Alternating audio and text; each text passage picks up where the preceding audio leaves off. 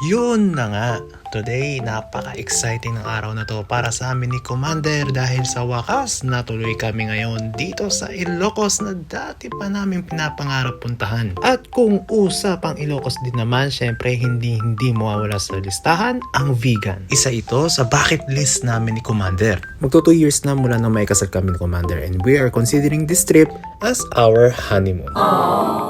Una sa itinerary namin ang vegan dahil maganda raw dito paggabi, sabi ng driver, which is very true. And since first time ko sa vegan, ibang excitement nga ang nararamdaman ko this time. Mahaba ang aming naging biyahe kaya naman mga pagod pa at wala pang gana maglakad-lakad kaya naman nagsuggest ang aking commander na sumakay ng kalesa and so we did.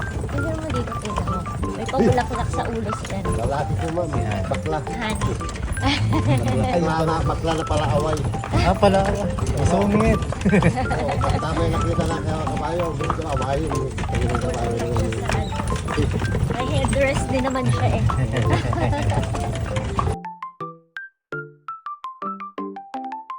Doon yung bahay naman banda roon, dyan po pinanganak si Father Jose Burgos, dating bahay pa niya. Yung bahay na doon.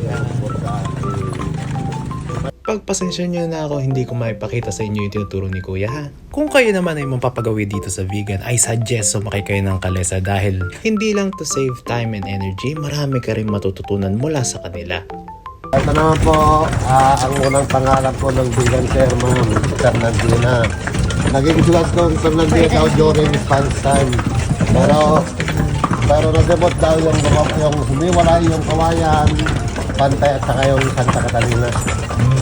Wala Barangay lang po ng vegan daw noon. We are happy na nag-decide kami magkalesa dahil kung hindi at naglakad lang kami, hindi namin pupuntahan yung mga naikutan ng kalesa. As for the ride, nagbayad lang kami ng 200 pesos which is sa tingin ko, fair enough.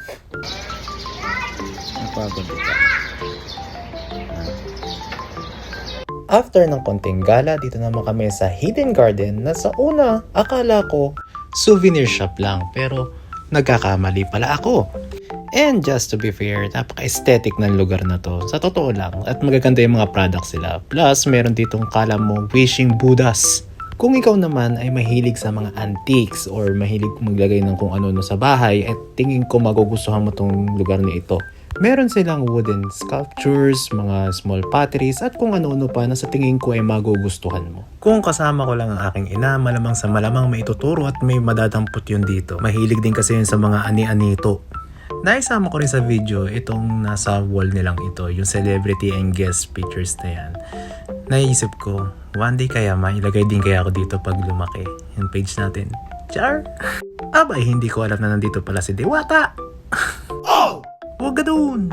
And eto na nga ang binabalik-balikan dito sa Hidden Garden, ang kanilang restaurant. Dahil balita ko, masarap daw ang pagkain nila dito and yes, masarap nga po. After eating breakfast, dito naman kami napadpad sa isang souvenir shop. Eto, totoo na talaga to dahil dito ay mura naman talaga yung mga souvenirs na binibenta nila. At kung hindi ka aalalay, naku po, mapaparami ka ng bili dito dahil ang daming choices sa lugar na to. Set mo lang eh.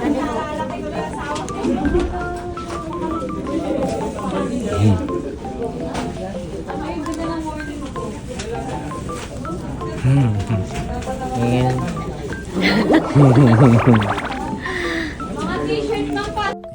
Cute naman talaga eh. At sa aming pag-iikot, may namatahan ng aking misis itong dalawang sandok na to. Dahil kasi sa kalumaan na ipatapong ko yung luma nilang sandok at kaya ito bumibili kami ng bago. Plus ito pang kamo sa likod dahil yung luma ni misis ay nadali ng aming mga bebe.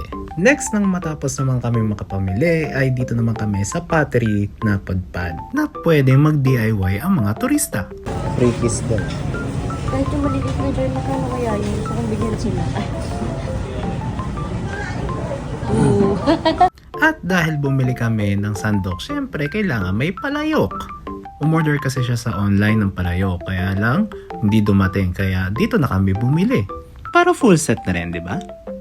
Ito naman yung sinasabi ko kanina na pwede kang mag-DIY. Lahat na pumupunta dito ay pwede itong ma-experience at sa gabay ni Kuya, makakagawa ka ng sa sarili mo. And in fairness, hindi siya madali. Pwede mo nga palang iuwi yung nagawa mo. But for me, experience lang naman kaya iniwan ko na lang. And after ng ilang paikot-ikot, tada! Bago nga pumunta sa next location, kumain muna kami na tanghalian sa restaurant na ito at dito muna kami nagpahinga. Oh shit, ganda.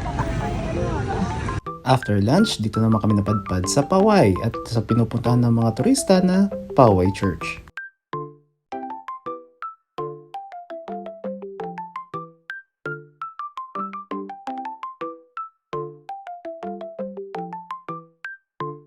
After ng paghingi ng tawad, pasasalamat at paghingi ng gabay kay Lord, dito naman kami sa garden area ng church na padpad ni Mrs.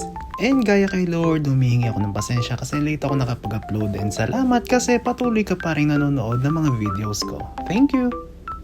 And after ng pag-iikot, ito't nag-decide kami mag-dessert dahil masarap daw ang ice cream dito. Kaya naman, bumili na rin kami. Which is valid and very very true. So paano? Hanggang dito na lang muna. Abangan yung part 2 dito sa Ilocos trip namin. I hope nag-enjoy ka. Thank you for watching and see you on the next one.